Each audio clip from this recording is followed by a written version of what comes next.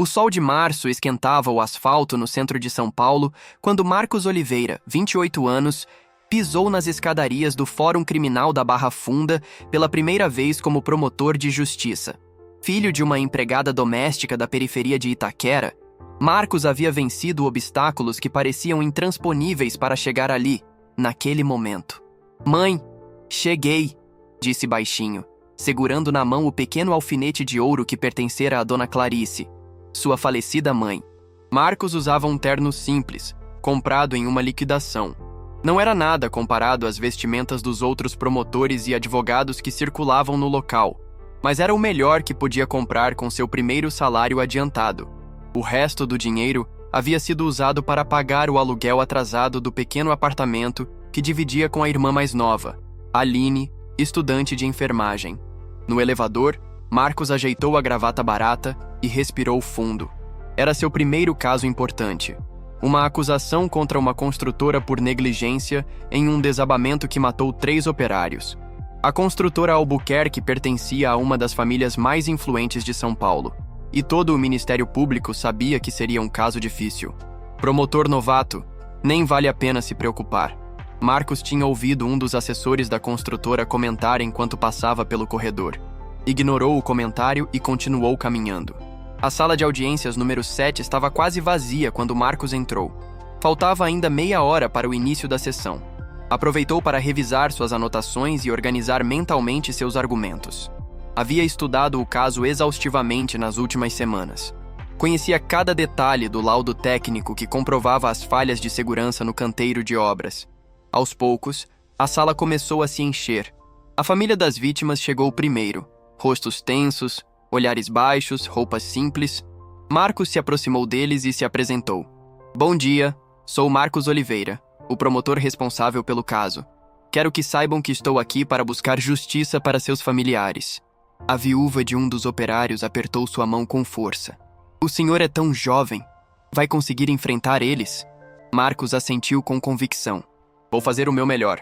Nesse momento, a porta da sala se abriu com estrondo, e um grupo de advogados em ternos impecáveis entrou. À frente estava Ricardo Albuquerque Mendonça, o advogado principal da construtora e sobrinho do proprietário. Alto, cabelos grisalhos nas têmporas, terno italiano e sapatos de couro italiano que brilhavam como espelhos. Ricardo era conhecido por seu temperamento arrogante e por sua capacidade de intimidar promotores inexperientes. Marcos observou o grupo se acomodar do outro lado da sala. Voltou para sua mesa e continuou revisando seus documentos, consciente dos olhares que recebia da equipe adversária. Quando o juiz entrou, todos se levantaram.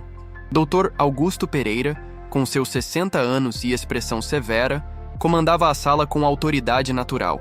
Depois das formalidades iniciais, o juiz pediu que as partes se apresentassem. Ricardo Albuquerque foi o primeiro, falando com voz clara e confiante. "Doutor Ricardo Albuquerque Mendonça, representando a construtora Albuquerque neste absurdo processo." Quando chegou a vez de Marcos, ele se levantou, ajeitou o terno simples e disse: "Marcos Oliveira, representando o Ministério Público do Estado de São Paulo." Ricardo olhou-o de cima a baixo, não escondendo seu desdém pela aparência simples do promotor. Inclinou-se para o colega ao seu lado e sussurrou algo que fez o outro rir discretamente. O juiz deu início aos trabalhos, e Ricardo imediatamente solicitou a palavra para um pedido de adiamento. "Excelência, tendo em vista a complexidade do caso e a necessidade de exames técnicos complementares, a defesa solicita um prazo adicional de 60 dias para a apresentação de novos laudos." Marcos reconheceu a tática dilatória. Levantou-se imediatamente. "Excelência, com todo respeito, a defesa já teve amplo prazo para preparar sua argumentação.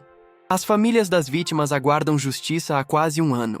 Os laudos técnicos já apresentados pelo Ministério Público são conclusivos quanto à negligência da construtora." Ricardo sorriu com arrogância e interrompeu. "Se me permite, excelência, talvez o jovem promotor", disse pausando com ironia, "não tenha experiência suficiente para compreender a complexidade técnica envolvida neste caso. Estamos falando de análises estruturais que requerem expertise considerável." O juiz olhou para Marcos esperando sua réplica. O jovem promotor sentiu o peso daquele momento. Era exatamente o tipo de intimidação que esperava. Excelência, respondeu Marcos com calma. Sou perfeitamente capaz de compreender os aspectos técnicos deste caso. Afinal, não é preciso usar sapatos italianos para entender que uma viga mal dimensionada vai ceder sob pressão. Um murmúrio percorreu a sala. O juiz disfarçou um pequeno sorriso. O pedido de adiamento está negado, decidiu o Dr. Augusto. Prosseguiremos com a audiência como programado. Ricardo Albuquerque ajeitou-se em sua cadeira, visivelmente contrariado. Lançou um olhar gelado para Marcos. Teve início, então, a apresentação das testemunhas. O primeiro a depor foi o engenheiro responsável pela obra, claramente nervoso e bem preparado pela defesa. Respondia às perguntas de Ricardo com precisão ensaiada. Quando chegou a vez de Marcos interrogá-lo, Ricardo interveio. Excelência, lembro que meu cliente deve responder apenas ao que for estritamente perguntado, sem divagações desnecessárias. Doutor. Ricardo, respondeu o juiz. Creio que não preciso de orientações sobre como conduzir uma audiência. Marcos começou seu interrogatório calmamente, fazendo perguntas aparentemente simples sobre procedimentos básicos de segurança. Aos poucos, foi construindo um padrão que expunha as contradições entre o depoimento do engenheiro e os documentos oficiais da obra. O senhor afirma que todos os procedimentos de segurança foram seguidos, correto? Perguntou Marcos. Sim, seguimos rigorosamente o protocolo, respondeu o engenheiro. Então, como explica este documento, assinado pelo senhor? Marcos apresentou um papel, solicitando a redução do número de escoras na laje para acelerar o cronograma. O engenheiro empalideceu. Ricardo Albuquerque levantou-se abruptamente. Excelência, este documento não consta dos autos originais. Na verdade, doutor. Ricardo, interveio Marcos. Ele foi anexado na semana passada como resultado de uma busca e apreensão no escritório da construtora, devidamente autorizada por este juízo. O senhor recebeu cópia, conforme protocolo eletrônico que posso mostrar. Ricardo consultou rapidamente sua pasta, visivelmente desconcertado. O juiz pediu para ver o documento e o protocolo de entrega. Depois de verificar, o doutor Augusto disse: o documento está regular e foi devidamente compartilhado com a defesa. O depoente deve responder à pergunta do promotor. O engenheiro, agora visivelmente nervoso, tentou explicar. Essa solicitação era apenas uma consulta teórica. Nunca implementamos tal redução. Curioso, continuou Marcos, porque o laudo pericial encontrou exatamente metade do número recomendado de escoras na seção que desabou. Coincidência! A audiência prosseguiu por mais 2 horas, com Marcos metodicamente desconstruindo a versão apresentada pela defesa. A cada nova evidência, Ricardo Albuquerque ficava mais irritado, tentando interromper e criar obstáculos procedimentais. Durante uma pausa, Ricardo abordou Marcos no corredor. Impressionante para um promotor que nem parece ter dinheiro para um terno decente. Marcos apenas sorriu. Sabe, doutor Ricardo, de onde eu venho, aprendemos a valorizar o conteúdo, não a embalagem. De onde você vem? Ricardo riu com desdém. Deixe-me adivinhar. Alguma faculdade particular de 2ª categoria? Programa de cotas, talvez? USP, respondeu Marcos simplesmente. Primeiro lugar no concurso para o Ministério Público deste ano, mas obrigado pelo interesse na minha trajetória acadêmica. Ricardo estreitou os olhos. Isso não vai acabar bem para você, garoto. Você não sabe com quem está mexendo. Sei exatamente com quem estou mexendo, Dr. Ricardo. Com alguém que acha que o dinheiro e as conexões estão acima da lei. Mas não estão, não nesta sala. Quando retornaram para a audiência, o clima estava ainda mais tenso. A última testemunha da tarde era um dos operários sobreviventes, que descreveu em detalhes os repetidos avisos ignorados sobre problemas na estrutura. Ao final da sessão, o juiz anunciou: considerando o adiantado da hora, continuaremos amanhã às 9h. Peço que todas as partes estejam pontualmente presentes. Enquanto guardava seus documentos, Marcos foi abordado pela viúva que havia falado com ele no início. Obrigada, doutor. É a primeira vez que alguém os enfrenta de verdade. Ainda não acabou, respondeu Marcos.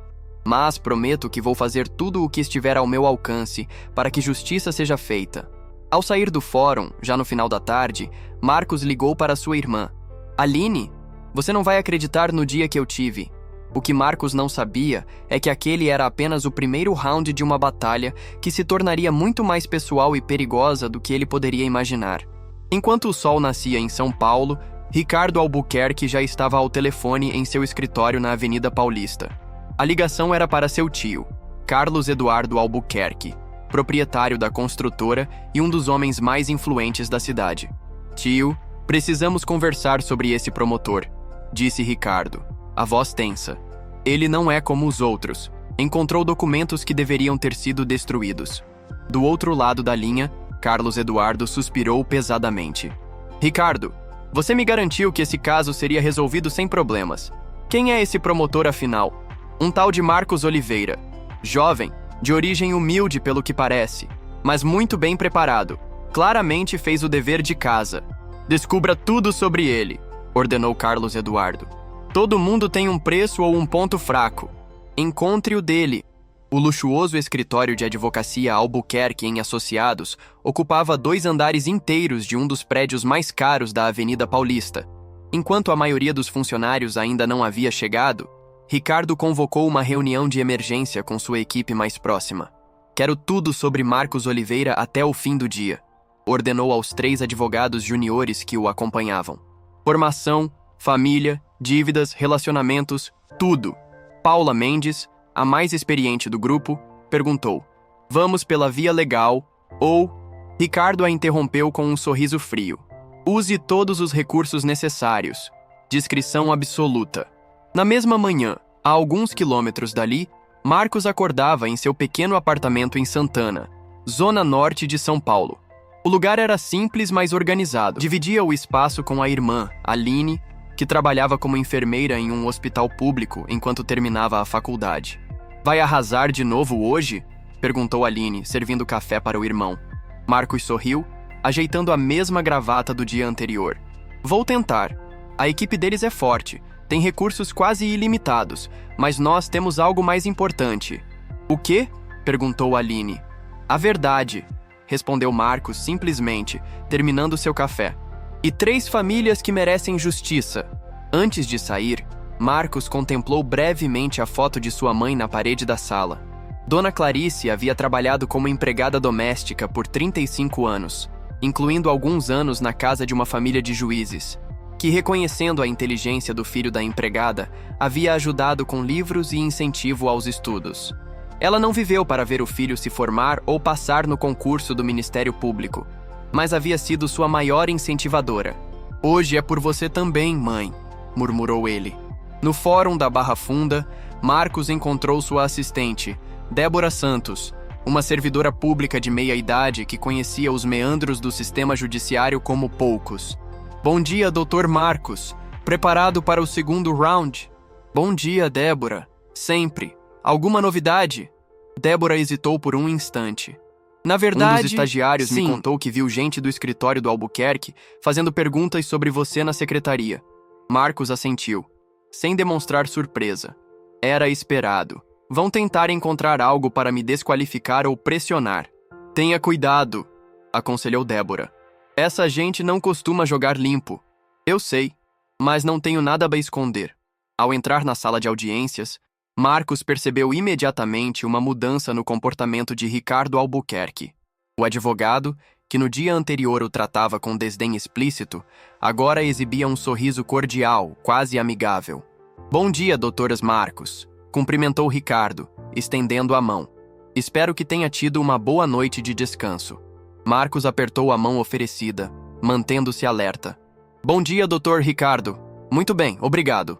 O juiz entrou e deu início aos trabalhos. A audiência seguiu com o depoimento de especialistas em segurança do trabalho. Enquanto os peritos da defesa tentavam minimizar as falhas da construtora, Marcos conduziu um interrogatório preciso, expondo as contradições técnicas. Durante uma pausa para o almoço, Marcos foi abordado por uma jornalista no corredor. Doutor Marcos, sou Renata Campos, do jornal Folha Paulistana. Posso fazer algumas perguntas sobre o caso?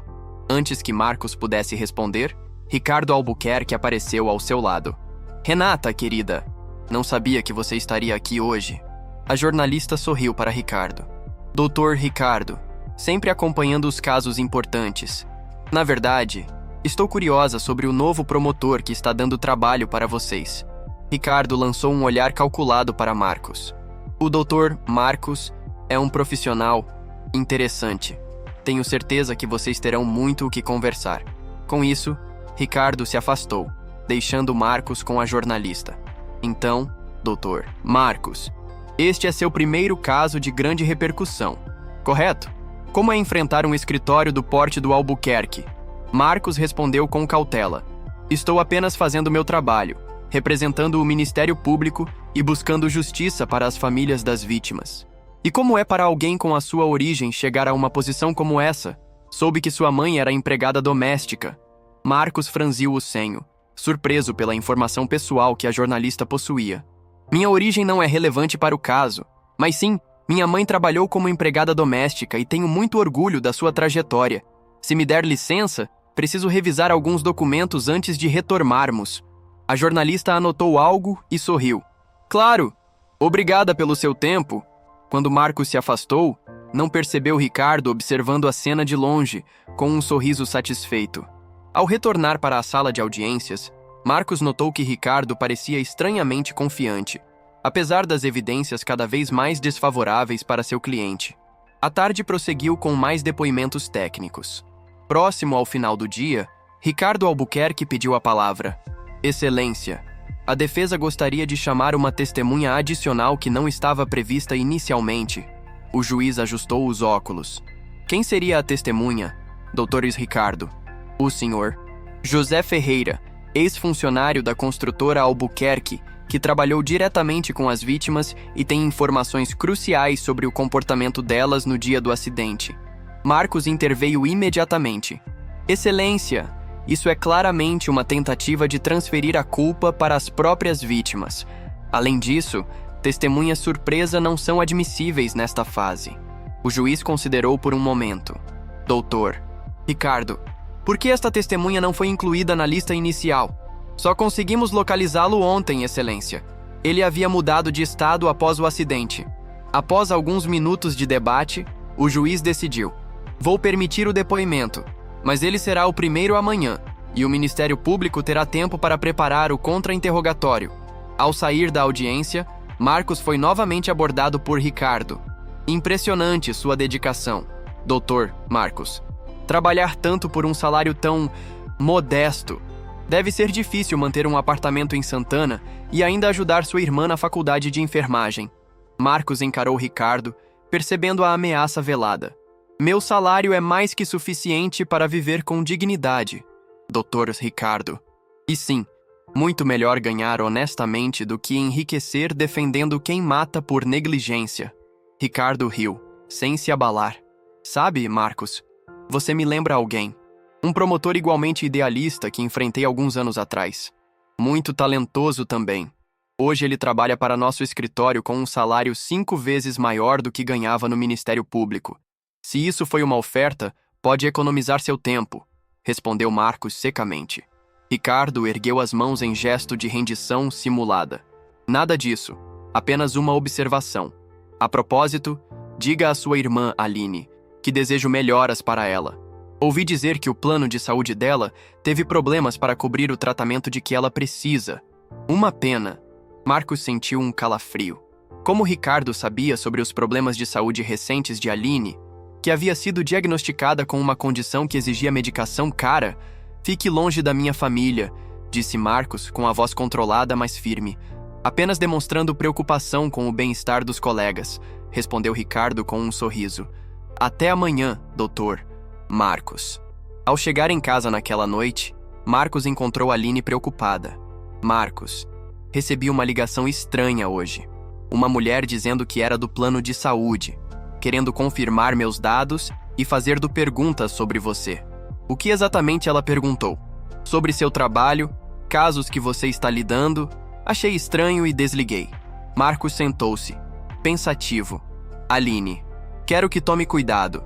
Este caso está ficando mais complicado do que eu imaginava. Eles estão investigando nossas vidas pessoais. Eles quem? A construtora? Sim, O advogado deles, Ricardo Albuquerque, já demonstrou que sabe detalhes sobre nós, sobre o seu tratamento, inclusive. Aline empalideceu. Isso é legal? Não exatamente, mas difícil de provar. Por enquanto, vamos ter cuidado. Não fale sobre mim ao telefone. Não aceite contatos estranhos. Naquela noite, Marcos teve dificuldade para dormir. Revirava na cama, pensando nas implicações do que estava acontecendo. Não era ingênuo. Sabia que casos envolvendo grandes interesses econômicos podiam se tornar pessoais e perigosos. Mas agora sua família estava sendo arrastada para o conflito. Levantou-se no meio da noite e foi até seu notebook. Começou a pesquisar sobre a construtora Albuquerque e a família por trás dela. Descobriu reportagens sobre outros acidentes, processos arquivados misteriosamente, juízes que se aposentaram com patrimônios inexplicáveis após julgarem casos favoráveis à empresa. No que eu me meti, murmurou para si mesmo. Por um instante, considerou a possibilidade de recuar. Poderia alegar conflito de interesses, pedir para ser substituído no caso. Mas então seus olhos pousaram na foto de sua mãe, Dona Clarice, que havia ensinado a ele e a Aline que integridade não era negociável. Não vou recuar, decidiu, fechando o notebook. Não importa o que eles tentem. Na manhã seguinte, ao se preparar para sair, Marcos recebeu uma mensagem de texto de um número desconhecido. Sabemos sobre o empréstimo que você fez para pagar a faculdade. Sabemos sobre o tratamento da sua irmã. Sabemos sobre o Dr. Mendes, que te ajudou a entrar na faculdade. Seria uma pena se tudo isso viesse a público. Ainda dá tempo de ser razoável. Marcos bloqueou o número sem responder. Respirou fundo e checou se tinha todos os documentos necessários para o dia. Havia passado parte da madrugada preparando perguntas para a testemunha surpresa da defesa. Ao chegar ao fórum, encontrou Débora com expressão preocupada. Dr. Marcos, a imprensa está toda lá fora. Parece que alguém vazou informações sobre sua vida pessoal. Estão dizendo que você teria um conflito de interesses no caso. Conflito de interesses? Como assim?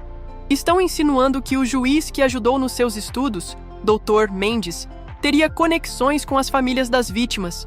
É completamente absurdo, claro. Marcos fechou os olhos por um momento, processando a informação. É uma tentativa de me desqualificar. Vamos ignorar por enquanto e focar no trabalho. A audiência começa em 20 minutos. Ao entrar na sala, Marcos notou os olhares curiosos e os cochichos. Ricardo Albuquerque conversava animadamente com um homem de aparência simples, presumivelmente a testemunha surpresa. O juiz Dr. Augusto entrou com expressão grave. Antes de iniciarmos os trabalhos de hoje, preciso abordar um assunto. Chegaram ao meu conhecimento alegações sobre possível conflito de interesses envolvendo o representante do Ministério Público, Dr. Marcos. O senhor gostaria de se manifestar? Marcos levantou-se, mantendo a compostura. Excelência, não há absolutamente nenhum conflito de interesses. As alegações são completamente infundadas e constituem uma clara tentativa de interferir no andamento deste processo. Ricardo interveio. Excelência, recebemos informações de que o Dr. Marcos foi beneficiado em seus estudos pelo Dr. Mendes, cujo sobrinho é casado com a irmã de uma das vítimas. Isso configuraria, no mínimo, um conflito ético. Marcos respondeu imediatamente. Isso é completamente falso. O Dr. Mendes, que de fato me orientou durante meus estudos, não possui qualquer parentesco com as famílias envolvidas neste caso. Posso apresentar documentação comprovando isto, se necessário. O juiz considerou por um momento. Dr. Ricardo, o senhor tem provas documentais desta alegação? Ricardo hesitou brevemente.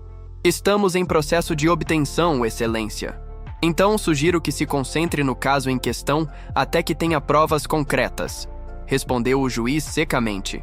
Prosseguiremos com a audiência como programado. A testemunha surpresa, José Ferreira, foi chamada. Era um homem de aproximadamente 50 anos, com aparência nervosa. Sentou-se diante do juiz, lançando olhares furtivos para Ricardo. Ricardo conduziu o interrogatório inicial. Íterono, senhor. Ferreira, o senhor trabalhou na obra em questão, correto? Sim, senhor. Por cerca de 6 meses. E o senhor conhecia as vítimas do acidente? Sim, trabalhávamos juntos. Poderia descrever para a corte o comportamento deles nos dias que antecederam o acidente? José hesitou. olhando brevemente para Ricardo antes de responder. Eles não seguiam muito as regras de segurança, sabe? Principalmente o Carlos, sempre com pressa. No dia do acidente, eu vi ele removendo uma das escoras porque estava atrapalhando o transporte de material. Murmúrios percorreram a sala. Ricardo continuou, satisfeito. Então, na sua opinião, o acidente pode ter sido causado por negligência das próprias vítimas? Objection, interrompeu Marcos. A testemunha está sendo induzida. Reformularei, disse Ricardo suavemente. Senhor Ferreira, baseado no que o senhor observou, quais foram as causas do acidente? José engoliu em seco. Bem, como eu disse, eles não eram muito cuidadosos. Quando chegou a vez de Marcos interrogar, ele se aproximou calmamente da testemunha. Senhor Ferreira, há quanto tempo o senhor não trabalha mais para a construtora Albuquerque? Desde o acidente. Pedi demissão no dia seguinte. E atualmente, onde o senhor trabalha? José hesitou. Estou entre empregos. Quando foi a última vez que o senhor teve contato com alguém da construtora Albuquerque antes de ontem? Não lembro exatamente. Marcos apresentou um documento ao juiz. Excelência, gostaria de apresentar o extrato bancário do Sr. Ont Ferreira, obtido com autorização judicial como parte da investigação sobre possível suborno de testemunhas. Note-se o depósito de R$50 mil realizado ontem por uma empresa chamada Solução Consultoria, que é uma subsidiária da construtora Albuquerque. A sala irrompeu em exclamações. Ricardo levantou-se furioso. Isso é um absurdo. Não há qualquer prova de que este depósito tenha relação com o depoimento. O juiz examinou o documento e olhou severamente para a testemunha. Marne, senhor. Ferreira, o senhor recebeu dinheiro para testemunhar neste caso? Pálido e tremendo, José olhou para Ricardo e depois para o juiz. Eles disseram que era uma compensação pelo tempo perdido e que eu não estaria mentindo, só enfatizando certas partes. O juiz bateu o martelo. Este depoimento está anulado. Senhor Ferreira, o senhor está temporariamente detido para investigação por falso testemunho. Doutor. Ricardo! Vejo o senhor em meu gabinete imediatamente após esta sessão. Ricardo Albuquerque, com o rosto vermelho de fúria, encarou Marcos com ódio mal disfarçado. A audiência foi suspensa prematuramente. No corredor, Marcos foi cercado por jornalistas. Doutor Marcos, como o senhor obteve o extrato bancário da testemunha? É verdade que o senhor tem conexões pessoais com as famílias das vítimas? O senhor teme represálias da família Albuquerque? Marcos afastou-se sem responder, mas notou que entre os jornalistas estava Renata Campos, a repórter que o havia abordado no dia anterior.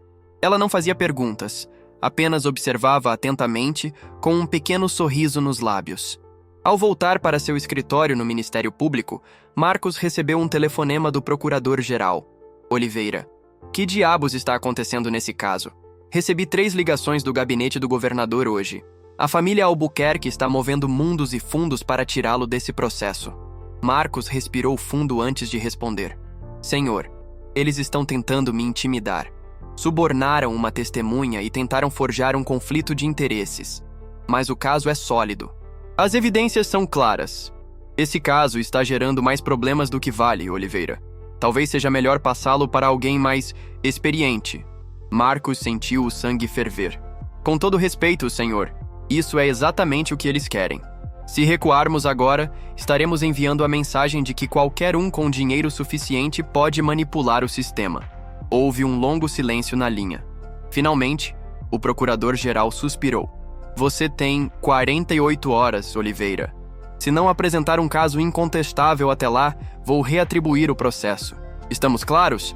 Sim, senhor. Obrigado pela oportunidade. Após desligar, Marcos permaneceu sentado, encarando a parede à sua frente. O caso já era forte, mas precisava ser a prova de qualquer manobra jurídica que Ricardo pudesse tentar. Doutor?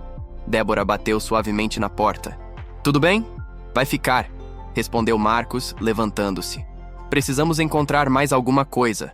Algo que eles não possam contornar ou desqualificar. Tenho algo que pode ajudar, disse Débora, entrando na sala e fechando a porta atrás de si. Minha filha trabalha na secretaria da prefeitura, no departamento de licenciamento de obras. Ela mencionou que houve uma reunião estranha entre Carlos Eduardo Albuquerque e o secretário de obras 2 semanas antes do acidente. Isso por si só não prova nada, respondeu Marcos pensativo. Não, mas ela disse que depois da reunião, um alvará que estava pendendo análise técnica foi aprovado no mesmo dia. O alvará para a obra que desabou. Marcos olhou para Débora com renovado interesse. Consegue documentação disso? Já pedi a ela. Deve chegar até amanhã. Marcos assentiu, agradecido. Débora, você está se arriscando ao me ajudar. Se eles descobrirem... Débora o interrompeu com um gesto. Doutor, estou no serviço público há 27 anos. Vi mais corrupção e injustiça do que gostaria. A maioria dos promotores jovens como você acaba desistindo ou se vendendo. Poucos mantêm a integridade. Se posso ajudar um desses poucos, vale o risco. Naquela noite, ao voltar para casa, Marcos notou um carro preto parado do outro lado da rua. Alguém o observava de dentro do veículo. Em vez de entrar diretamente em seu prédio, Marcos deu a volta no quarteirão, certificando-se de que estava sendo seguido. O carro manteve distância, mas continuou em seu encalço. Entrando em um pequeno restaurante familiar, Marcos cumprimentou o proprietário, Sr. Antônio, um senhor italiano que conhecia desde a infância. Marcos, quanto tempo? Sua mesa de sempre. Na verdade, seu Antônio, preciso usar a saída dos fundos. Tem alguém me seguindo. O velho italiano nem piscou. Apenas acenou com a cabeça e o conduziu através da cozinha até uma porta que dava para um beco.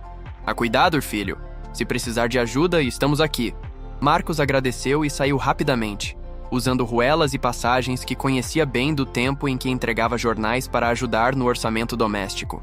Após 20 minutos de manobras evasivas, chegou em casa por um caminho alternativo. Aline não estava em casa, provavelmente fazendo plantão no hospital. Marcos trancou a porta e verificou cada janela e possível entrada. Então, sentou-se com seu notebook e começou a trabalhar no caso, buscando mais informações sobre a construtora Albuquerque e seus métodos. Por volta da meia-noite, seu celular tocou. Número desconhecido. Alô? Dr. Marcos? Era uma voz feminina, tensa. Aqui é Renata Campos, a jornalista que falou com você no fórum. Como conseguiu meu número? Isso não importa agora. Precisamos conversar. É urgente. Tenho informações sobre a construtora Albuquerque que você precisa conhecer. Marcos hesitou. Poderia ser mais uma armadilha. Que tipo de informações? Não posso falar por telefone. Podemos nos encontrar?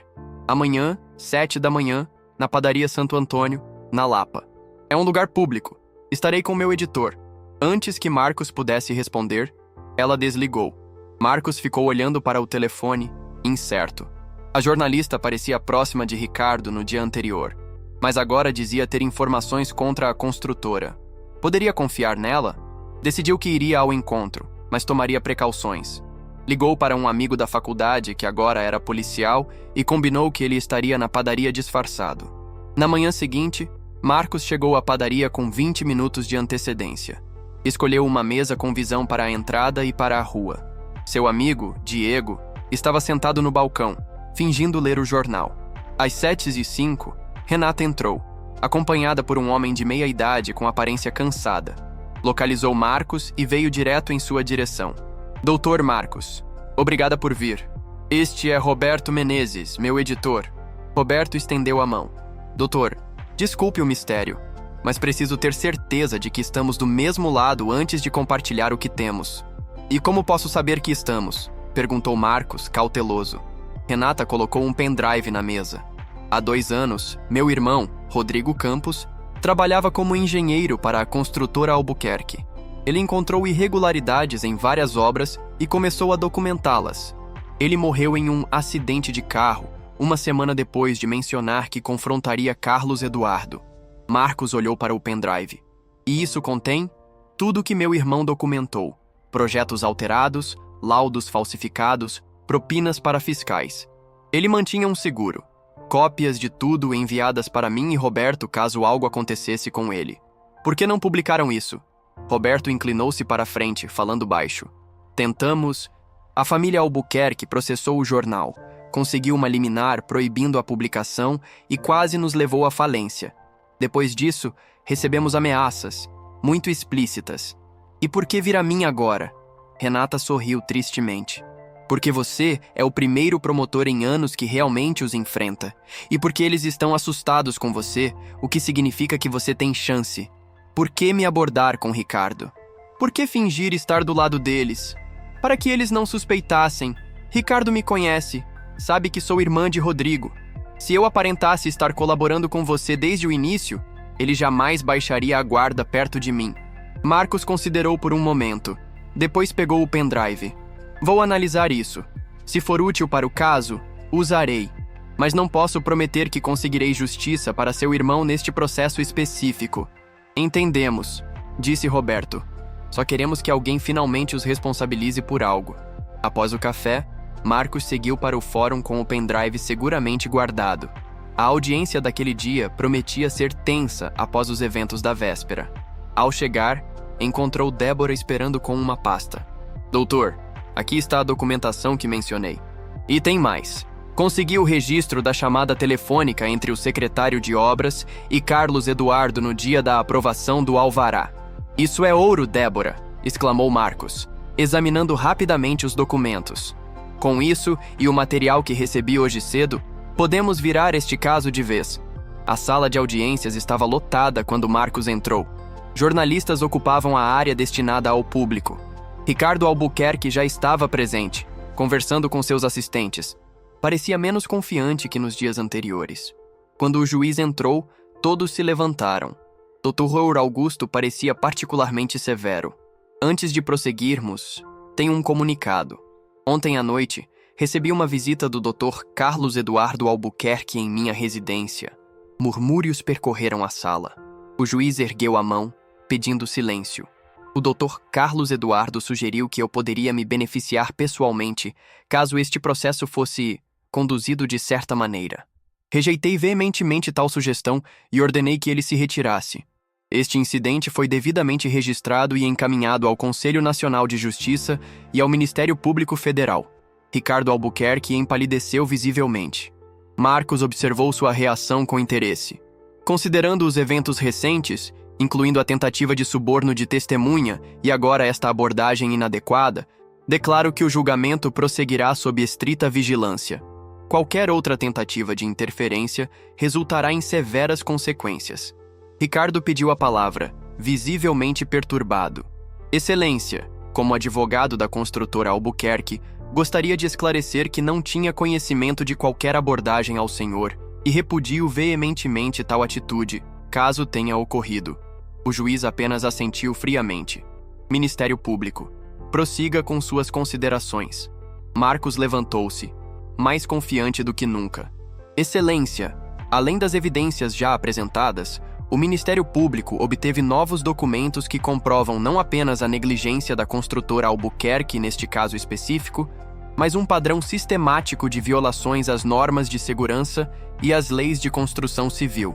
Apresentou primeiro a documentação fornecida por Débora, mostrando como o alvará havia sido aprovado irregularmente. Em seguida, exibiu dados extraídos do pendrive de Renata, cuidadosamente selecionados para este caso específico, mostrando como o projeto original havia sido alterado para reduzir custos em detrimento da segurança. À medida que apresentava as evidências, Ricardo tentava objetar e interromper, mas cada objeção era rejeitada pelo juiz. O advogado parecia cada vez mais desesperado. Durante um intervalo, Ricardo abordou Marcos no corredor. "De onde você tirou esses documentos?" perguntou furioso. "Digamos que sua família tem mais inimigos do que imagina", respondeu Marcos calmamente. Pessoas cansadas de serem ameaçadas e intimidadas, Ricardo aproximou-se baixando a voz. "Você não sabe onde está se metendo, Oliveira. Isso é muito maior do que você imagina." "Na verdade, Ricardo, acho que é você quem não percebeu onde se meteu. A diferença é que quando você cai, tem um colchão de dinheiro para amortecer. As vítimas da sua negligência caíram direto no concreto." O rosto de Ricardo contorceu-se de raiva. "Isso não vai ficar assim", disse entre dentes, afastando-se. Quando a audiência recomeçou, Marcos notou que Ricardo parecia distraído, constantemente consultando o celular. Algo estava acontecendo. Próximo ao final do dia, o assistente de Ricardo entrou apressadamente na sala e sussurrou algo em seu ouvido. O advogado levantou-se abruptamente.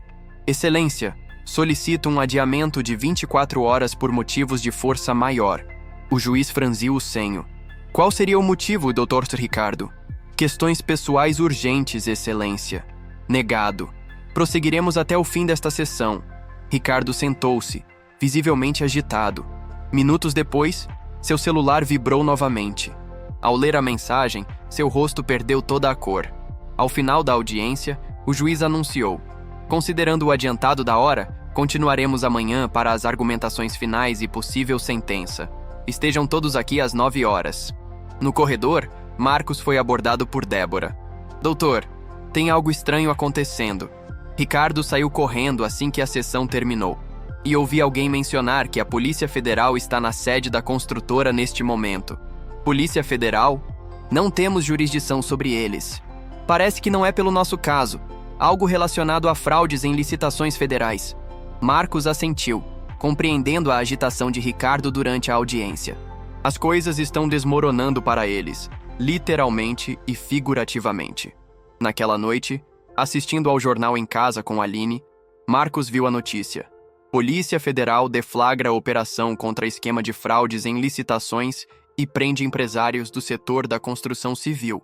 A reportagem mostrava Carlos Eduardo Albuquerque sendo conduzido, algemado, para uma viatura policial. Seu rosto, normalmente arrogante, agora mostrava medo e confusão. É o seu caso? Perguntou Aline. Não diretamente, mas tudo está conectado. Quando um império é construído sobre corrupção, basta uma rachadura para que tudo comece a cair. Na manhã seguinte, Marcos chegou ao fórum e encontrou um cenário caótico. Jornalistas estavam por toda parte e um grupo de manifestantes exibia cartazes pedindo justiça para as vítimas de acidentes em obras da construtora Albuquerque. Dentro do tribunal, a equipe de defesa parecia desfalcada e desorganizada. Ricardo Albuquerque não estava presente. Às 9h15, o juiz entrou e anunciou: devido à ausência do advogado principal da defesa, Dr. Ricardo Albuquerque, que aparentemente está prestando depoimento à Polícia Federal neste momento, pergunto à equipe restante se desejam um adiamento ou se estão preparados para prosseguir. Um jovem advogado associado levantou-se nervosamente. Excelência, estamos preparados para prosseguir. Na verdade, gostaríamos de comunicar que a construtora Albuquerque está disposta a firmar um acordo. Murmúrios de surpresa percorreram a sala. Marcos manteve expressão neutra, apesar da surpresa. O juiz dirigiu-se a Marcos. Doutor Oliveira, o Ministério Público está aberto a essa possibilidade? Marcos levantou-se. Excelência, o Ministério Público está sempre aberto ao diálogo. No entanto, qualquer acordo precisaria incluir não apenas compensação plena às famílias das vítimas, mas também reconhecimento explícito de culpa, implementação de medidas corretivas em todas as outras obras da empresa e possivelmente sanções administrativas. O jovem advogado conferiu rapidamente algumas notas e respondeu: a construtora está preparada para aceitar essas condições, com ajustes nos valores das compensações a serem negociados. O juiz assentiu. As partes terão 2 horas para elaborar os termos do acordo. Retomaremos ao meio-dia para análise e possível homologação. Durante as negociações na sala de conferências, Marcos manteve-se firme quanto às responsabilidades da construtora, enquanto a equipe de defesa, claramente sem orientação superior, fazia concessões que semanas antes seriam impensáveis. Ao retornarem à sala, o acordo foi apresentado. Indenização significativa para as famílias, reconhecimento formal de negligência, compromisso de revisão de segurança em todas as obras ativas e uma multa adicional para um fundo de assistência a vítimas de acidentes de trabalho. O juiz analisou os termos e, satisfeito, homologou o acordo. A justiça, ainda que por vezes lenta, não falha quando há quem a defenda com integridade, declarou o doutor Augusto, olhando diretamente para Marcos. Este processo está encerrado. Na saída do fórum, Marcos foi cercado pelas famílias das vítimas. A viúva que havia falado com ele no primeiro dia estava em lágrimas. Doutor, ninguém acreditava que conseguiríamos. Obrigada por não desistir. Vocês merecem justiça, respondeu Marcos simplesmente. Lamento apenas que ela não possa trazer de volta aqueles que vocês perderam. Renata Campos aproximou-se dele em seguida. Doutor Marcos, conseguimos. Meu irmão estaria orgulhoso. Seu irmão ajudou a fazer justiça, mesmo depois de partir, respondeu Marcos. O material que você forneceu foi crucial. O que acontece agora com a construtora? Com Carlos Eduardo preso e a empresa enfrentando múltiplos processos, provavelmente será vendida ou reestruturada completamente. O importante é que o padrão de impunidade foi quebrado.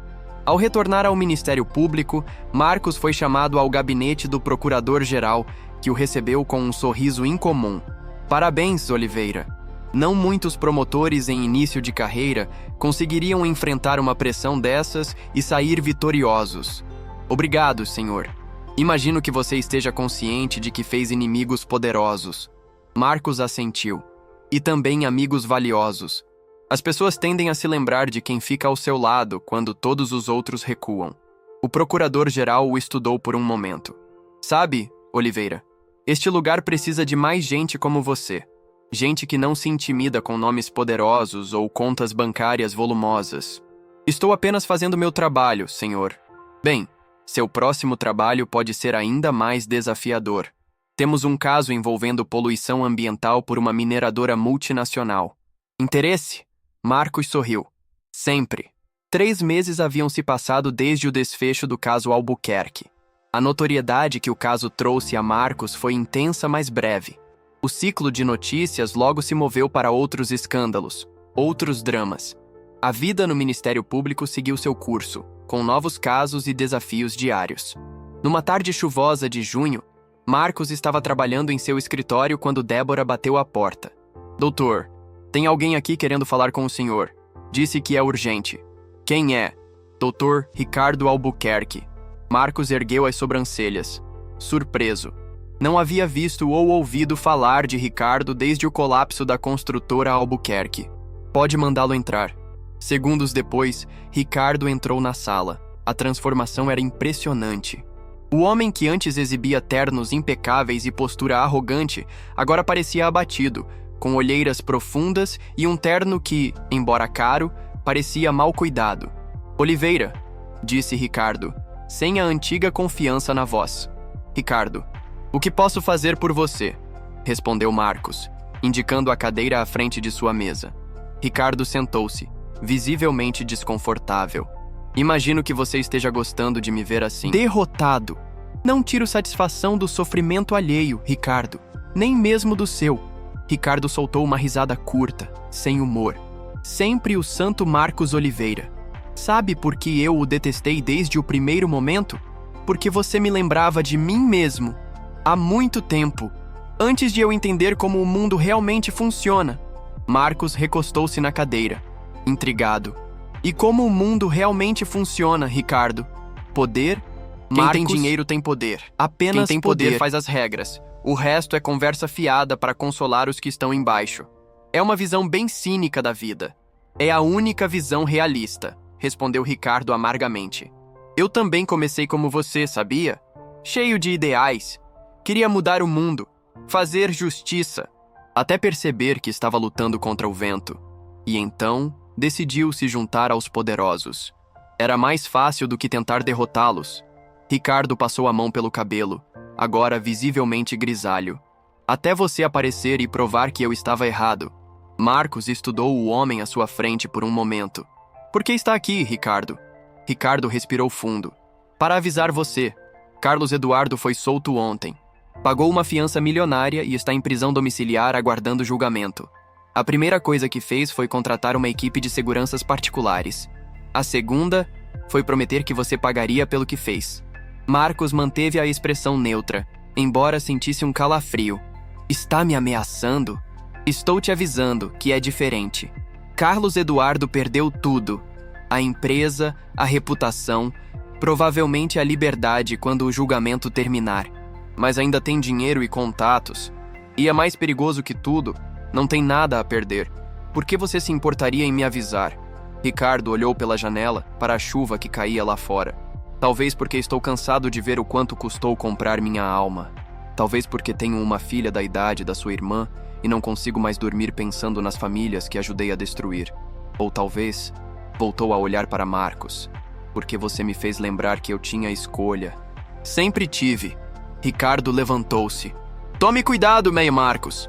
Carlos Eduardo não é homem de ameaças vazias. Obrigado pelo aviso. Ricardo caminhou até a porta, mas parou antes de sair. Vou me entregar amanhã. Colaboração premiada. Sei demais sobre muita gente poderosa para ir preso sem um acordo. Sorriu tristemente. Imagino que isso não conserte nada, mas é um começo. Após a saída de Ricardo, Marcos permaneceu pensativo.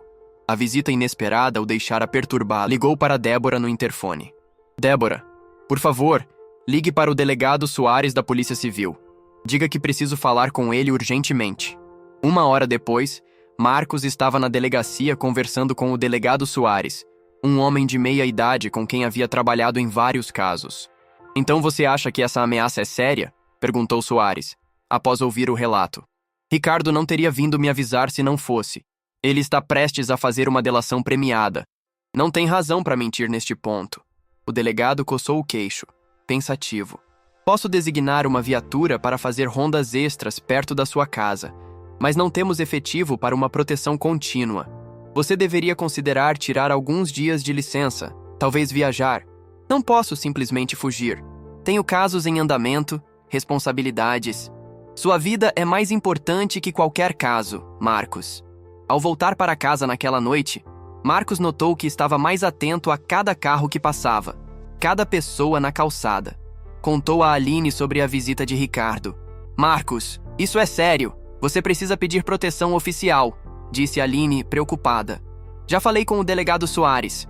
Ele vai aumentar o patrulhamento na área, mas não podem fazer muito mais que isso. E se você pedisse transferência temporária para outra comarca? Qualquer lugar longe daqui. Marcos sentou-se ao lado da irmã no sofá. Aline, se eu correr agora, estarei enviando uma mensagem a todos os Carlos Eduardos deste país de que basta ameaçar para que a justiça recue. Prefiro um irmão vivo do que um mártir. Não vai chegar a esse ponto, prometeu Marcos, esperando estar certo. Nos dias seguintes, Marcos manteve sua rotina normal, mas com precauções extras. Variava seus horários e rotas. Evitava ficar sozinho em lugares públicos e instalou um sistema de alarme em casa. 1 semana após a visita de Ricardo, Marcos estava saindo do fórum quando notou um carro preto parado do outro lado da rua. Era semelhante ao que o seguira anteriormente. Em vez de ir direto para casa, Marcos entrou em um shopping center movimentado e ligou para o delegado Soares. Soares, tem um carro me seguindo. Preciso de ajuda. Onde você está? Shopping Central. Estou no piso de alimentação. Fique onde há pessoas. Estou enviando 2 viaturas. Marcos encontrou uma mesa com boa visibilidade das entradas e sentou-se, tentando parecer casual enquanto observava cada pessoa que entrava. 15 minutos depois, seu celular tocou. Marcos? Soares. Meus homens estão no estacionamento. Encontraram o carro que você descreveu. 2 ocupantes. Estão conduzindo-os para interrogatório agora. Obrigado, Soares. Não saia daí ainda. Vou mandar alguém para te escoltar. Quando chegou em casa, escoltado por um policial, Marcos encontrou Aline na porta, visivelmente aliviada ao vê-lo. Graças a Deus, vi as notícias, falaram de uma operação policial no shopping. Estou bem. A polícia pegou 2 homens que estavam me seguindo. Mais tarde, naquela noite, Soares ligou com atualizações. Os 2 são seguranças particulares contratados por uma empresa de fachada. Profissionais, ex-militares. Não falaram muito, mas um deles tinha o seu endereço e horários anotados em um caderno. E agora? Vamos mantê-los detidos por enquanto, mas sem provas concretas de que planejavam algo ilegal. Não podemos segurá-los por muito tempo. 2 dias depois, a notícia explodiu na mídia. Ricardo Albuquerque havia formalizado sua delação premiada, implicando dezenas de empresários e políticos em esquemas de corrupção. Entre os nomes estava o de um desembargador que havia arquivado diversos processos contra a construtora Albuquerque ao longo dos anos. Naquela tarde, enquanto Marcos trabalhava em seu escritório no Ministério Público, recebeu uma ligação de Renata Campos. Dr. Marcos, você viu as notícias sobre a delação? Estou trabalhando em uma grande reportagem conectando todos os pontos. Acho que posso finalmente publicar o material sobre a morte do meu irmão. Isso é ótimo, né, Renata? Mas tenha cuidado. Carlos Eduardo está em prisão domiciliar, mas ainda é perigoso. Sempre tenho cuidado. A propósito, você vai à solenidade de amanhã no Tribunal de Justiça? Soube que você receberá uma menção honrosa pela atuação no caso Albuquerque. Sim, estarei lá. Ótimo. Quero entrevistá-lo depois da cerimônia. Após desligar, Marcos refletiu sobre como os eventos haviam se desenrolado desde o começo do caso. O que começara como uma simples acusação de negligência havia exposto um esquema muito maior de corrupção e impunidade. Na manhã seguinte, ao se preparar para a solenidade, Marcos escolheu seu terno mais novo, ainda modesto, mas bem melhor que o que usara naquele primeiro dia no tribunal. Aline o ajudou a escolher a gravata. Aline, você vem à cerimônia? Não perderia por nada, respondeu ela, sorrindo. Meu irmão, o promotor herói. Mamãe estaria tão orgulhosa. A cerimônia seria às 10 horas no Tribunal de Justiça. Marcos decidiu ir mais cedo para evitar atrasos. O Tribunal de Justiça estava elegantemente decorado para a solenidade, que reuniria juízes, promotores, advogados e outros operadores do direito. Uma homenagem aos profissionais que se destacaram naquele ano. O nome de Marcos era apenas um entre vários, mas seu caso havia ganhado notoriedade suficiente para atrair atenção especial. Marcos e Aline chegaram às 9h30. O saguão principal já estava repleto de pessoas em trajes formais, conversando em pequenos grupos. Marcos reconheceu rostos da imprensa, incluindo Renata Campos, que acenou discretamente para ele. Um tapinha no ombro fez Marcos se virar. Era o juiz Augusto Pereira, que presidira o caso Albuquerque. Doutor Marcos, é bom vê-lo aqui. A homenagem é mais que merecida. Obrigado, Excelência. Apenas fiz meu trabalho. Foi muito mais que isso. E todos sabemos. Não é fácil enfrentar o poder e o dinheiro, especialmente no início de carreira. Enquanto conversavam, Marcos notou um movimento incomum na entrada principal. 2 seguranças do tribunal correram naquela direção. Instintivamente, Marcos sentiu que algo estava errado. Aline, fique aqui com o Dr. Augusto por um momento. Vou verificar o que está acontecendo. Marcos caminhou em direção à entrada, mas antes que chegasse lá, ouviu gritos. Um homem avançava pelo saguão, empurrando pessoas para o lado. Mesmo à distância, Marcos o reconheceu. Carlos Eduardo Albuquerque, que deveria estar em prisão domiciliar. Carlos Eduardo parecia transtornado. Os olhos vermelhos, o cabelo desgrenhado. Nada como o empresário elegante e controlado que costumava ser. E então Marcos viu o brilho metálico em sua mão. Uma arma. Os seguranças avançavam com cautela, mas Carlos Eduardo apontou a arma para eles, fazendo-os recuar. Pessoas gritavam e corriam em todas as direções. Oliveira! Gritou Carlos Eduardo, sua voz ecoando no saguão agora parcialmente esvaziado. Onde está você, seu miserável? Marcos olhou em volta rapidamente. Aline estava a alguns metros de distância, protegida atrás de uma coluna com o juiz Augusto. Havia um grupo de jornalistas presos em um canto, incluindo Renata. Policiais posicionavam-se nas entradas, mas hesitavam em avançar com tantos civis no caminho. Marcos tomou uma decisão que mudaria tudo. Em vez de se esconder, deu um passo à frente. Estou aqui, Carlos Eduardo. O empresário virou-se bruscamente, apontando a arma diretamente para Marcos. Seus olhos tinham um brilho febril, de alguém que ultrapassou todos os limites. Você destruiu tudo. Tudo que construí por décadas. Você destruiu a si mesmo, Carlos Eduardo, respondeu Marcos com calma surpreendente. Cada vez que escolheu o lucro em vez da segurança, cada vez que subornou um fiscal em vez de seguir as normas, cada vez que ameaçou alguém em vez de aceitar suas responsabilidades. Carlos Eduardo tremia visivelmente, a arma oscilando em sua mão. Você não entende. Eu construí um império. Dei empregos para milhares. Quem é você para me julgar? Não sou eu quem o julga. São as famílias das pessoas que morreram por causa da sua ganância. Por um momento, algo pareceu mudar no olhar de Carlos Eduardo. Talvez um vislumbre de dúvida. Talvez um momento de clareza em meio ao ódio cego. Mas logo seu rosto se contorceu novamente. Tarde demais para sermões, Oliveira. Se eu vou cair, você cai comigo. Carlos Eduardo levantou a arma, apontando diretamente para o peito de Marcos. O tempo pareceu desacelerar. Marcos viu o dedo de Carlos Eduardo mover-se para o gatilho e, naquele momento, aceitou que poderia ser o fim. Um estrondo ecoou pelo saguão. Marcos fechou os olhos instintivamente, esperando a dor do impacto. Mas foi Carlos Eduardo quem cambaleou para trás, uma mancha vermelha se espalhando em seu ombro. Detrás dele, um policial havia disparado, acertando-o de raspão. A arma caiu da mão de Carlos Eduardo. Mais policiais avançaram rapidamente, dominando-o e o algemando enquanto ele gritava incoerentemente. Marcos sentiu suas pernas fraquejarem e apoiou-se em uma coluna próxima. A adrenalina que o mantivera calmo começava a se dissipar, substituída por uma onda avassaladora de alívio e medo tardio. Marcos! Aline correu até ele, abraçando-o com força. Você está louco? Por que se expôs daquele jeito? Havia muita gente em perigo, respondeu Marcos, ainda tentando processar o que havia acabado de acontecer.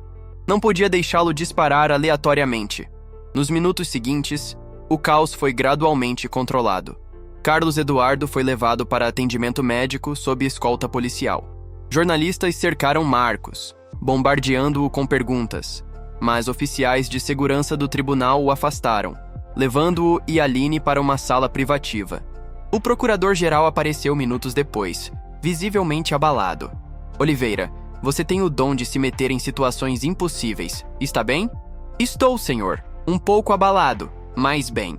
Um pouco abalado? Você acabou de encarar um homem armado disposto a matá-lo. A cerimônia foi adiada, obviamente, mas sua homenagem será ainda mais significativa agora. Marcos balançou a cabeça. Não quero ser homenageado por isso. Não fiz nada heróico. Discordo completamente, interveio o juiz Augusto, que acabara de entrar na sala. Você protegeu todos nós com aquela ação.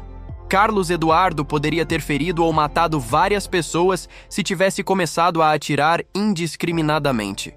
Horas mais tarde, depois de prestar depoimento e passar por uma avaliação médica, Marcos finalmente foi liberado para ir para casa, escoltado por policiais. A notícia do incidente já dominava todos os noticiários. O telefone não parava de tocar. Colegas, jornalistas, até políticos querendo manifestar apoio. Marcos desligou o aparelho, buscando alguma paz. O que você vai fazer agora? Perguntou Aline, servindo uma xícara de chá para o irmão. Marcos refletiu por um momento. Continuar, Aline. O que mais poderia fazer? Depois de tudo isso, você poderia tirar férias, pedir transferência para uma comarca do interior, qualquer coisa mais segura, e deixar que o medo vença. Não foi para isso que estudei tanto, que mamãe se sacrificou tanto. Aline sentou-se ao lado dele, pegando sua mão. Você é teimoso demais. Igualzinho a mamãe. Marcos sorriu levemente. O maior elogio que você poderia me fazer. Nos dias seguintes, a história ganhou proporções ainda maiores. A tentativa de assassinato em pleno Tribunal de Justiça expôs a profundidade da corrupção e a impunidade com que figuras poderosas operavam. Carlos Eduardo havia conseguido burlar sua prisão domiciliar, subornando os agentes responsáveis por monitorá-lo. A delação premiada de Ricardo Albuquerque, agora com proteção policial, continuava revelando nomes e esquemas cada vez mais altos na hierarquia política e empresarial. Jornais chamavam o caso de o início da faxina no sistema judiciário e empresarial paulista. 2 semanas após o incidente, quando Marcos finalmente retornou ao trabalho, encontrou seu escritório cheio de cartas e mensagens, não apenas de apoio, mas de pessoas relatando outros casos de corrupção e abusos corporativos, pedindo sua ajuda. O senhor se tornou um símbolo, Dr. Marcos, comentou Débora, observando as pilhas de correspondências. Não quero ser um símbolo. Quero apenas fazer meu trabalho. Às vezes não escolhemos nossos papéis, eles nos escolhem. Marcos sorriu, reconhecendo a sabedoria nas palavras de Débora. Naquela tarde, enquanto organizava os novos casos que assumiria, Marcos recebeu uma visita inesperada. Era a repórter Renata Campos, acompanhada por seu editor. Doutor Marcos, desculpe aparecer sem avisar. Só queria entregar isso pessoalmente. Ela estendeu um jornal. Na primeira página, uma reportagem detalhada expunha todo o esquema da construtora Albuquerque incluindo a morte suspeita do irmão de Renata. O título dizia: A Queda do Império. Como a ganância destruiu a construtora Albuquerque. É uma excelente reportagem, comentou Marcos após folhear rapidamente. Não seria possível sem você, respondeu Renata. Mas não viemos só por isso. Temos uma proposta. Estamos iniciando uma série investigativa sobre corrupção corporativa. Queremos trabalhar com o Ministério Público, compartilhar informações, construir casos mais fortes. Uma parceria entre imprensa e justiça? Exatamente. Cada um fazendo seu papel, mas colaborando quando possível. O que acha? Marcos considerou a ideia. Era inusitada, mas potencialmente poderosa. Precisaria da aprovação do procurador-geral, mas, pessoalmente, apoio à iniciativa. Transparência e informação são essenciais para que a justiça funcione de verdade. Renata sorriu, satisfeita. Sabia que poderíamos contar com você. Ah, tem mais uma coisa. Soubemos que Ricardo Albuquerque mencionou em seu depoimento que tentou te recrutar para o escritório dele.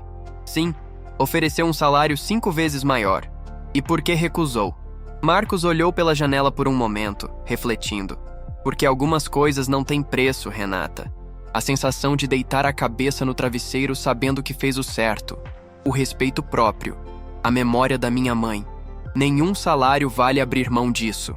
Ao final daquele dia, enquanto Marcos descia as escadas do Ministério Público, notou um jovem sentado no último degrau, vestido simplesmente com um livro de direito no colo. O rapaz parecia nervoso, ajeitando repetidamente o cabelo e a camisa modesta. "Posso ajudar?" perguntou Marcos, parando ao seu lado. O jovem levantou-se rapidamente, quase derrubando o livro. "Dr. Marcos Oliveira, eu estou esperando o senhor. Meu nome é Felipe. Sou estudante de Direito na São Francisco. Queria saber se posso estagiar com o senhor." Marcos olhou para o rapaz. Seus sapatos gastos, sua camisa simples, mas bem passada, o brilho de determinação em seus olhos. Viu-se refletido nele, anos atrás. "Por que quer estagiar especificamente comigo, né, Felipe? Há muitos promotores mais experientes. Porque o senhor mostrou que é possível. Que alguém como eu, que vem de baixo, pode fazer diferença. Pode enfrentar os poderosos e vencer." Marcos sorriu, estendendo a mão. "Apareça amanhã às 8h. Vamos ver o que você sabe fazer." Enquanto caminhava para casa naquela noite, Marcos refletiu sobre tudo o que havia acontecido. O caso, que começara como um simples processo de negligência, havia exposto um sistema inteiro de corrupção e impunidade. Havia mudado sua vida e, de alguma forma, começado a mudar o sistema. Não seria fácil. Para cada Carlos Eduardo exposto, haveria 10 outros ainda operando nas sombras. Para cada vitória da justiça, haveria derrotas e retrocessos. Mas pela primeira vez em muito tempo, havia esperança. Uma nova geração, representada por jovens como Felipe, inspirados a seguir um caminho diferente. No bolso, Marcos ainda carregava o pequeno alfinete de ouro que pertencera à sua mãe. Seu talismã, seu lembrete constante de onde viera e por que lutava. "Conseguimos, mãe", murmurou para si mesmo. "Ainda há muito a fazer, mas demos o primeiro passo." Um ano se passou desde o dramático confronto no Tribunal de Justiça. São Paulo vivia dias de transformação. A operação, que começara com o caso da construtora Albuquerque, havia se expandido, revelando conexões cada vez mais amplas entre empresários corruptos, políticos e membros do judiciário. Carlos Eduardo Albuquerque havia sido condenado a 15 anos de prisão por múltiplos crimes, da tentativa de homicídio às fraudes em licitações. Ricardo Albuquerque, após sua colaboração premiada, cumpria uma pena reduzida em regime semiaberto e dedicava parte de seu tempo a dar palestras para estudantes de direito sobre ética profissional, uma forma de redenção que ele mesmo havia proposto. Marcos Oliveira, agora com 29 anos, havia se tornado uma figura conhecida no Ministério Público. Respeitado por uns, temido por outros, continuava trabalhando com a mesma dedicação, embora agora liderasse uma força-tarefa especial contra crimes corporativos. Numa manhã ensolarada de maio, Marcos caminhava pelos corredores do Ministério Público em direção à sala de reuniões principal. Havia sido convocado pelo procurador-geral para um encontro importante. Ao entrar na sala, encontrou-a surpreendentemente cheia. Além do procurador-geral, estavam presentes outros promotores, representantes da Polícia Federal e até mesmo um juiz federal. Todos se voltaram para ele quando entrou. "Ah, Oliveira, finalmente! Podemos começar", disse o procurador-geral, indicando uma cadeira vazia. À medida que a reunião avançava, ficou claro para Marcos o motivo de sua convocação. Uma nova força-tarefa interinstitucional estava sendo formada para investigar um esquema de corrupção que ia muito além de São Paulo. Envolvia construtoras, bancos e políticos de todo o país. "Queremos que você lidere a parte do Ministério Público Estadual", explicou o procurador-geral. "Sua experiência no caso Albuquerque e o que veio depois tornam você o candidato ideal." Marcos olhou para os rostos ao redor da mesa. Pessoas experientes, algumas com décadas de carreira. "Há promotores muito mais experientes que eu", observou. "Experiência nem sempre é o mais importante", respondeu o representante da Polícia Federal. "Integridade e coragem são igualmente essenciais, e você demonstrou ambas." A reunião durou mais 2 horas, detalhando os aspectos da operação que seria denominada Alicerce Limpo. Ao final, Marcos saiu com a responsabilidade de montar sua equipe nos próximos dias. Enquanto caminhava de volta para seu escritório, foi abordado por Felipe, o estudante que havia se tornado seu estagiário no ano anterior. "E então, doutor? Boas notícias?" Marcos sorriu. Felipe havia se provado um assistente excepcional, dedicado, inteligente e, mais importante, com um forte senso de justiça. "Depende do que você considera boas notícias. Acabei de ganhar muito mais trabalho e responsabilidade. A Força-Tarefa Nacional..." "Todo mundo está falando sobre isso. As notícias correm rápido por aqui", comentou Marcos. "Sim, vou liderar a parte do MP estadual. Vou precisar montar uma equipe. Posso perguntar quem o senhor vai escolher?"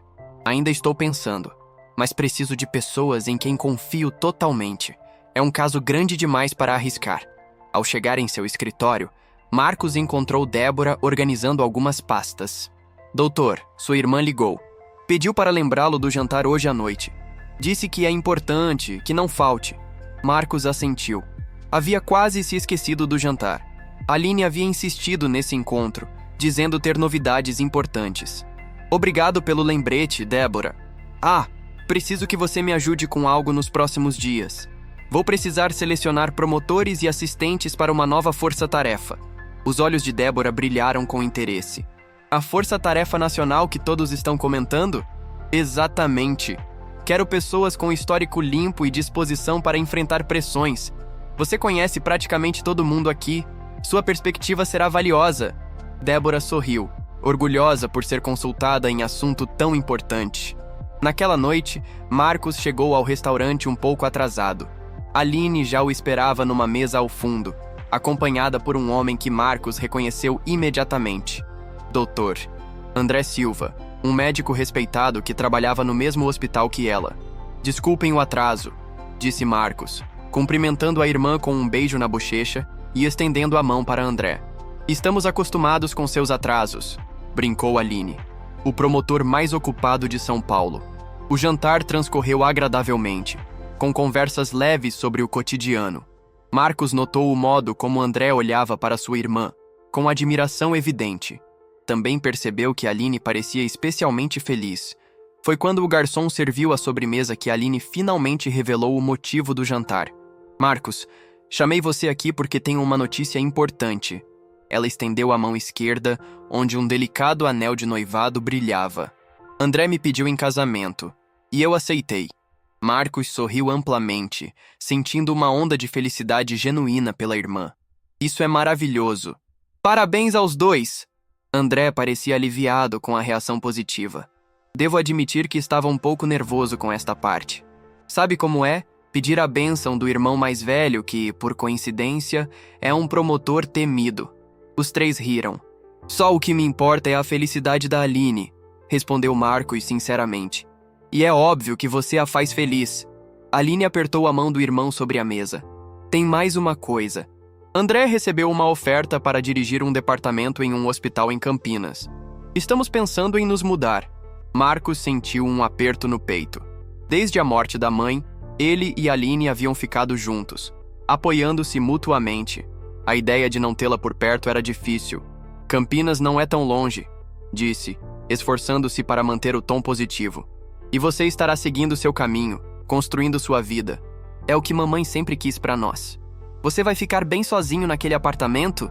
Perguntou Aline, preocupada. Vou sobreviver, brincou Marcos. Além disso, estou tão ocupado que praticamente só vou lá para dormir. Mais tarde, caminhando sozinho de volta para casa, Marcos refletiu sobre as mudanças em sua vida. O caso Albuquerque havia sido um divisor de águas não apenas profissionalmente, mas pessoalmente. Havia ganhado respeito, novas responsabilidades, até mesmo uma certa fama. Mas também havia perdido a privacidade, a tranquilidade. E agora, Aline, seu porto seguro desde a infância, seguiria seu próprio caminho. Era natural, era correto, mas ainda assim, trazia uma pontada de melancolia. Ao chegar em casa, Marcos encontrou um envelope que havia sido entregue sob sua porta. Não tinha remetente. Cauteloso após tudo que vivera, abriu-o com cuidado. Dentro havia apenas uma folha de papel com uma mensagem digitada. O legado de um homem não é medido pelos casos que vence, mas pelas vidas que transforma. Você transformou a minha. Obrigado por me lembrar que sempre temos escolha. R.A. Ricardo Albuquerque. A mensagem era inesperada, mas de alguma forma, reconfortante. Mesmo nos lugares mais improváveis, era possível encontrar redenção. Na manhã seguinte, Marcos reuniu-se com Débora para discutir a formação da nova força-tarefa. Tenho alguns nomes para sugerir, disse ela, entregando uma pasta. Todos com histórico exemplar. Marcos examinou a lista, assentindo em aprovação. Excelentes escolhas, Débora, mas quero adicionar mais um nome. Escreveu em um papel e entregou a ela. Débora olhou, surpresa. Felipe Costa? Mas ele é apenas um estagiário. Ainda nem se formou. Exatamente. Preciso de alguém que veja tudo com olhos frescos. Alguém que ainda não foi contaminado pelo cinismo do sistema. Além disso, ele é brilhante e dedicado. Os outros promotores não vão gostar. Eles vão se acostumar, respondeu Marcos com um sorriso.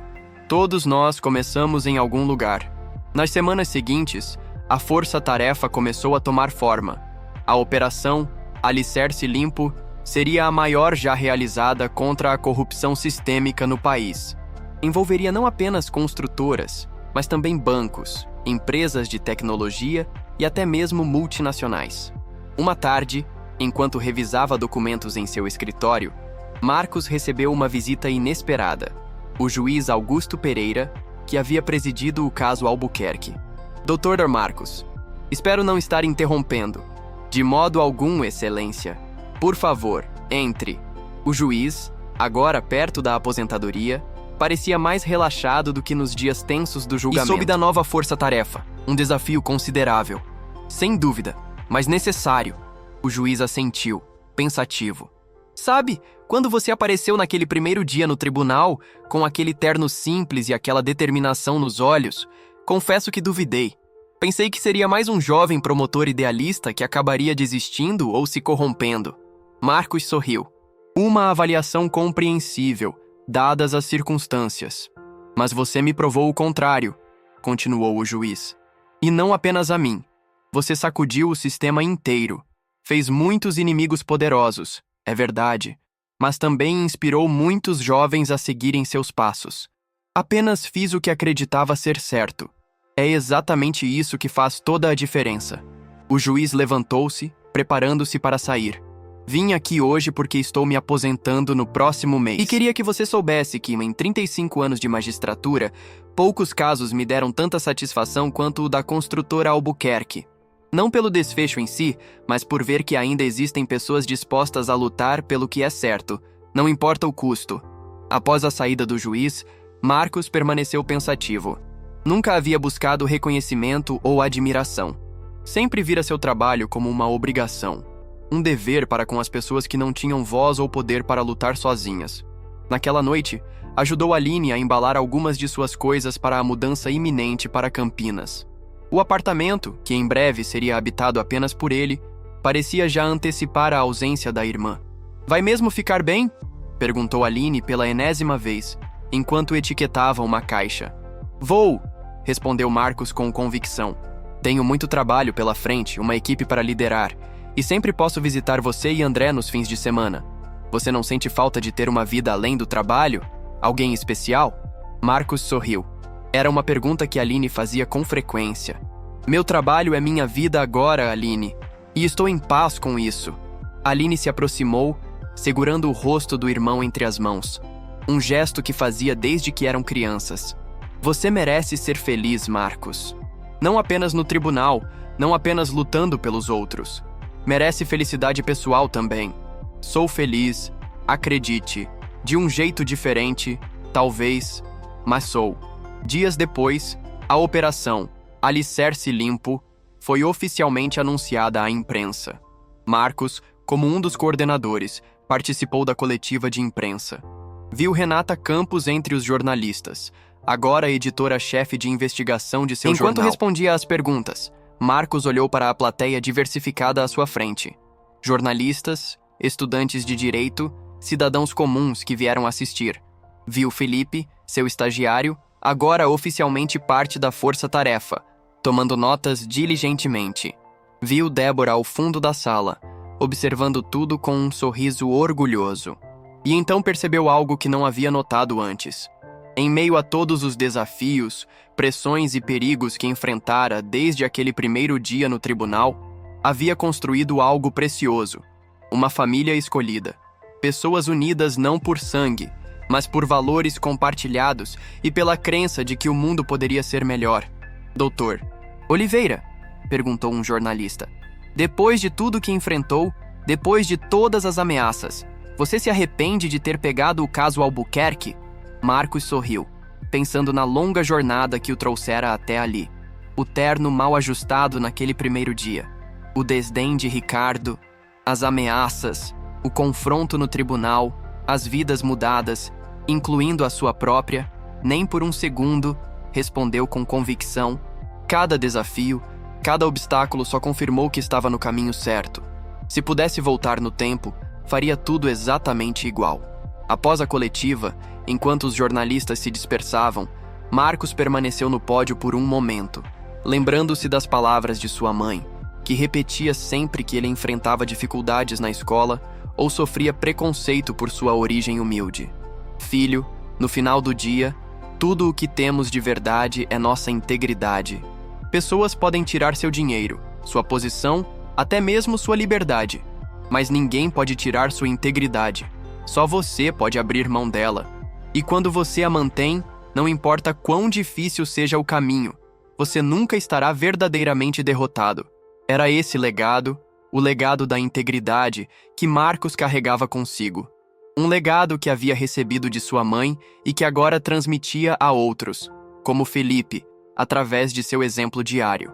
Enquanto deixava o auditório, Marcos encontrou com Renata. Uma grande operação pela frente, comentou ela.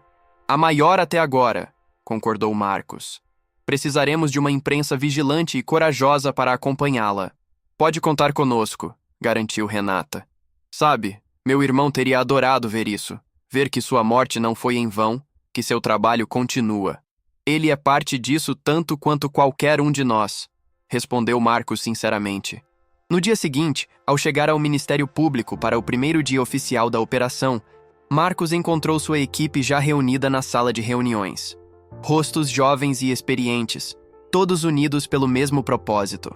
Bom dia a todos, começou ele. O que vamos enfrentar nos próximos meses não será fácil. Vamos confrontar pessoas poderosas, sistemas arraigados, interesses bilionários.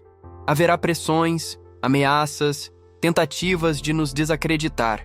Fez uma pausa, olhando para cada rosto na sala. Mas temos algo que eles não têm. Temos a lei ao nosso lado. Temos a verdade e temos uns aos outros. Felipe levantou a mão timidamente. Doutor Marcos, posso fazer uma pergunta pessoal? Claro, Felipe. O que o motiva a continuar lutando, mesmo depois de tudo que já enfrentou? Marcos refletiu por um momento, pensando na melhor forma de responder. Sua mente voltou àquele primeiro dia no tribunal, quando Ricardo o havia humilhado por seu terno barato, sem imaginar que ele era o promotor. Lembrar de onde vim, respondeu Marcos finalmente. Lembrar das famílias das vítimas que confiam em nós. Lembrar que, para cada caso que investigamos, há pessoas reais cujas vidas foram afetadas.